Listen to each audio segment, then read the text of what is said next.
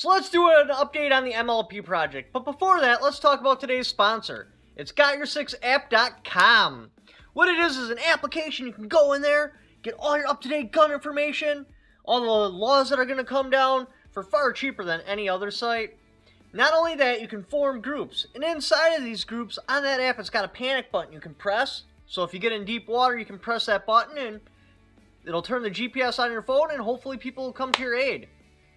But back to the project. So, a couple of things have changed since last time I had this in front of the camera. Last time I had it in front of the camera, we had some barrel wiggling. I guess we'll talk about that first. We'll just start at the front and work our way back. So this barrel I had ordered from TNTE. It's a chrome line, 4150. It's cut to your SOCOM specs. Like it's got the little cut in the center there for your launcher. Now it's got a pin and welded flash hider. It's got to hit your actual 14 or 16 inches overall length.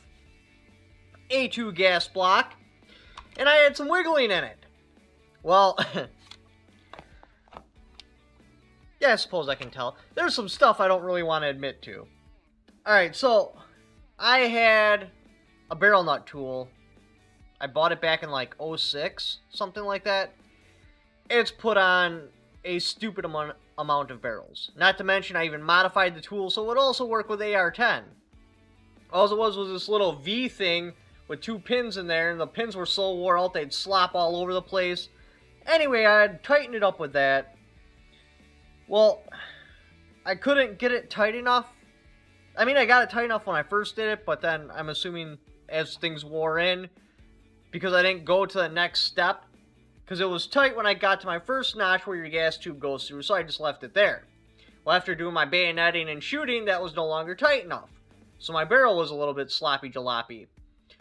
Well, because of my tool, I could not take it to the next notch. I couldn't get a full 5 ugga-duggas on it. It landed right in the center. So, instead of waiting for my new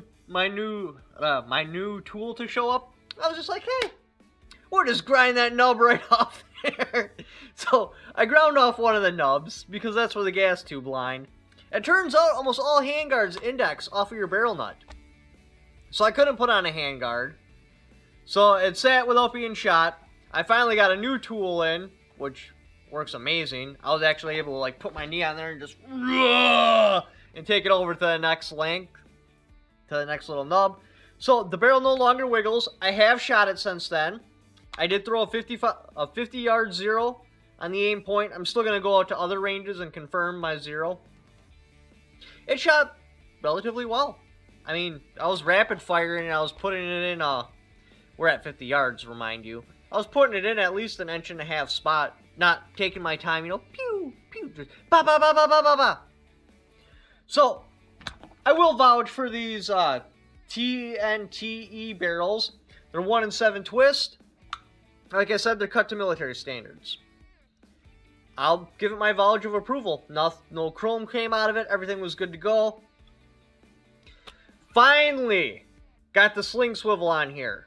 I don't know what the hell the problem was, but I'd go to drive in the pin, which I gotta back this one up just a little bit. Like I have bent punches. For whatever reason, this pin would get hung up halfway down. I finally took a broken one because it comes with one pin already in. I'm like, well, that pin clearly works. So I took that and I put it over top of this and then I drove it right in and everything worked great. Before, what would happen is the pin would go like a quarter of the way in and then just seize. I don't know why the hell it would seize, but it would. So eventually I'd drive it to where I'd snap off one of these ears. Not cool at all. But, needless to say, my sling swivel is now on there. Yes, it is supposed to be indexed forward. I actually talked to somebody that has access to real M4s. And that's exactly how they go. He said he actually can tell a lot of people when they claim to be in the service, and they build a clone, that they're not in the service because they'll put it back because it's counterintuitive to have it forward. But yes, it is supposed to be forward. Now let's talk about this Fisher-Price Chinese knockoff piece of hunk of dog shit. So this is supposed to be a military sling. I like these a lot. It's really nice. You just lift up on there, pull it tight, lock it down, and it's nice and clean. sitting in your little weapons rack or wherever you keep your AR. Sling ain't all dangling, so when you walk by it, your foot hooks it and it knocks it down. And when you want to go bigger, you just lift up, set the sling to the proper length, and flip this down. I was leery about this when it first showed up because the material that this is made of, it's like garbage. It's some sort of cotton. The coloring's off. These little brackets look like crap. Then I hook it up and I'm LARPing around my house, and I notice my sling keeps getting bigger and bigger and bigger. That is absolutely not supposed to happen. I'll put a link to an Amazon site where I buy the actual military surplus, but I'd like to give my money to companies like Optics Planet because, well, it's Amazon, and at some point they're probably gonna poop all over us. But for now, they sell some gun parts. Anyway, I didn't want to give my money to Amazon, so I bought this, and I totally regret it. This was a waste of money. It was actually more expensive than the legit one I buy off Amazon. Very irritated about that. But yeah, these clamps, like, I've used these slings before. I should be able to pull on here so hard, I bend this sling swivel before this thing loosens. Like I said, this thing is completely garbage. I have no idea how it made it on an actual legitimate gun parts website. Irritated about that. So this is going in the trash because I wouldn't even give this away. It's just garbage. Anyway, pressing on. So now we get back to the aim point. I still haven't tied this down yet, but eventually what I'm going to do is run a tie on here, kind of like what the military does. Tie it over there, then put a secure tie, and then have it tie right here. I actually got some pictures of what it's supposed to look like. I'll roll that in. And that's the whole idea of that is, well, if you should happen to lose it, then it's still attached to the rifle. Go to your backup iron sights and then eventually just put it back on. And paracord is light enough to where it's not like I'm adding 5 pounds onto something I probably would never use. Speaking of backup sights, as you notice, there's no backup sight on here yet. Optics Planet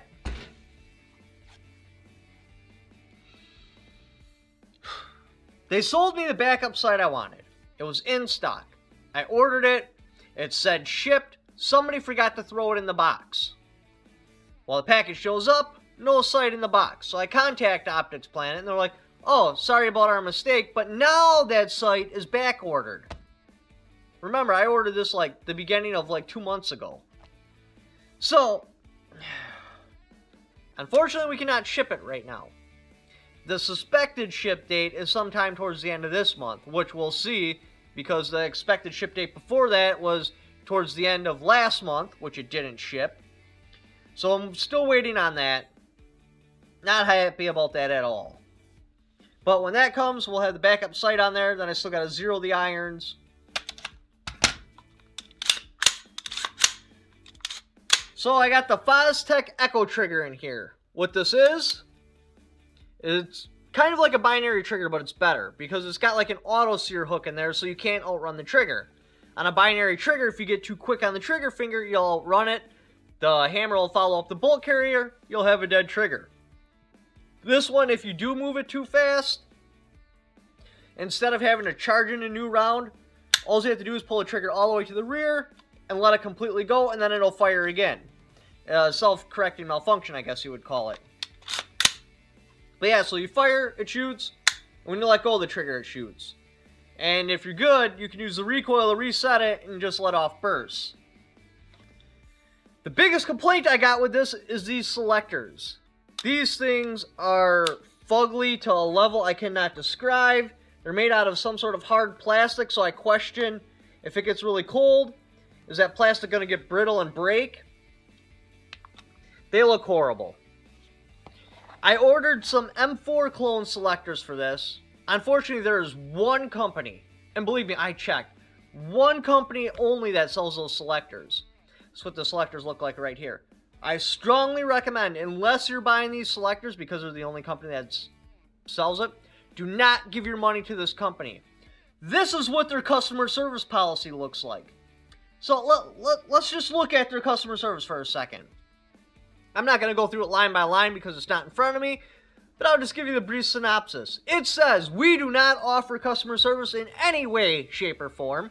And should you happen to inconvenience in some way, somehow you figure out a way to inconvenience us, we will charge you money. We do not do returns. All sales are final. The worst customer service policy I have ever seen, because it declares not only do we have bad customer service, we have zero customer service. And seriously, don't inconvenience us, because then we're going to charge you money. So I'm really disappointed that I have to order through this company, because I would boycott the shit out of any company that puts out a customer service policy like that. But they are literally the only company that sells this selector. If some other company sold the selector I want for this, I would pay probably double for it. Just not to give this company my money. Ridiculous. That is the most non-American customer service policy I've ever seen in my whole entire life. Not happy about it at all. Other than that, you guys are pretty much up to date on this now. I'm suspecting this will probably be about a 1.5, 2 MOA rifle. Again, I won't know until I get some more trigger time on it, but I gotta wait till after deer hunting after that, because the lanes were just so full, I couldn't get my spot, and I couldn't get myself into a spot to actually do real accuracy testing. So I just went with a down and dirty 0 on the aim point, which this is the aim point, Comp M5. I will also have a link to this in the description. The whole idea behind spending this kind of money on this is, one, I don't even need to pop the scope caps to use it. As you notice, you can use the red dot. Yes, you cannot see through the front one because it is dark, but it doesn't really matter. The way your brain works, when you aim at something, you'll see the image through this eye, and you'll see the red dot through this eye, and it'll put those two images together. So in a pinch, I can just pull it up and snap shoot, and I'll hit. If I actually have time, I can pop the caps. Aim and shoot. Now, the whole reason this costs this ridiculous amount of money is you never shut it off. It's got a battery life measured in years. So basically, just once a year, you replace the battery. That's it. It stays on forever. I've been hunting with an EOTech, and for whatever reason, I don't know if I turned it on wrong or whatever, it was not on when I seen my animal. I pulled up, oh, my sight's not on. So then I gotta screw with it, get it on. By that time, the opportunity has missed itself. And that's deer hunting. I can miss deer. That's not a big deal. In the event this rifle would ever have to be used, something like that would probably cost me my life. I'm just not willing to take that risk. Yes, I mean, if you have your rifle slung on you and you're marching around like through some sort of communist hot zone, ideally, you just keep screwing with the EOTech buttons every hour or so to make sure that it doesn't shut off, but that and the battery life is crazy short on the EOTech. They just burn through batteries. So then you got the possibility that your EOTech's just going to die. For me, if I'm going glass, and more specifically a red dot, it's going to be an aim point. That's just how I feel now. The EOTech does have other advantages, because you got your 65 MOA circle and then your 1 MOA dot in the center. When I have actually had it on when an animal ran out, for whatever reason, your eye picks it up really nicely, and it's actually quite fast. I do have an EOTech. I'll have to see which one I'm faster at. I believe doing my snapshot, I would be faster with an EOTech over an aim point. Again, I'll have to test that to know for sure. So basically, if you go with this, it's because you want it to always be on. You don't want to have to worry about turning it on and off. Unfortunately, they're damn near $1,000. So, is the ability to leave it on all the time, to not even have to pop scope caps, but still have the ability of scope caps worth that kind of money to you? Questions you need to answer for yourself. Anyway, so that's the update on the MLP. This is basically what it's going to look like, except it's going to have a different sling, different selector, and a rear sight. If you like to help support the channel, got my Patreon right there. I also have the affiliate links I was just talking about in the description down below. Be sure to show my sponsors some love so they continue to sponsor videos. Thank you for watching. Don't forget to subscribe.